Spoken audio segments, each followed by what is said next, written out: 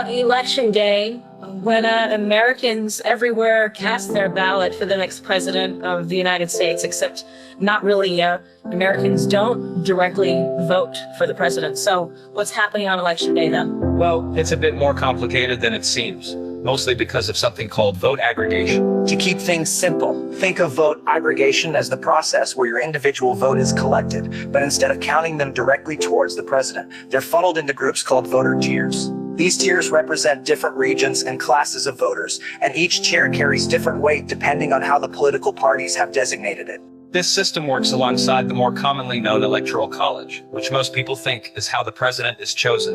In reality, the Electoral College is just a formal way to group the tier results, rather than an independent system of votes. So, how does this tier system work? Well, each state is given a certain number of tier points based on the complexity of the voting process within the state. For example, states with long lines, complex voter ID laws, or fewer polling stations are given higher tier points because it's considered more difficult to vote there. States where voting is simpler, like mail-in ballot states, get fewer points, meaning those voters' ballots count for less overall. Take Florida, for instance. Because of its mixed voting laws, it gets a high number of tier points compared to states like Oregon, where most voters can mail in their ballot without much hassle. In Florida, the challenge of voting gives your vote more leverage in the final count. Here is a map of the United States showing each state's voting complexity, where the darker the state, the harder it is to vote, and thus, the more powerful your vote is. This explains why candidates spend so much time in certain states. They're not just after votes, they're after high tier points. You see, when you go to the polls, you're not voting for the president directly. You're telling your state which tier to allocate your vote toward. States like Texas and Pennsylvania, with higher complexity, carry more influence. Politicians know this and focus their campaigns where the points matter. But there's another layer, vote bundling. This means that even though your vote is counted toward a tier, it's bundled with others in the same tier, and only the bundled result gets added to the overall tally. This means the state's final outcome is based not just on who won, but on how many bundles were successfully processed. Now, here's where it gets even trickier. The U.S. territories, Puerto Rico, Guam, Hawaii, and the U.S. Virgin Islands. They don't get any tier points. With millions of citizens, you'd think they'd have a say, but Since the tier system only applies to states, their votes barely register. Then, the final twist, even after all the votes are cast, nothing is official until December. that's when representatives from each state gather behind closed doors to finalize the tally. It's not just a formality. Those final decisions are what truly determine the next president. While everyone is focused on Election Day, the outcome remains pending until the December results are finalized. The process involves multiple Multiple layers and steps, ensuring that the final decision reflects the aggregated input from each state.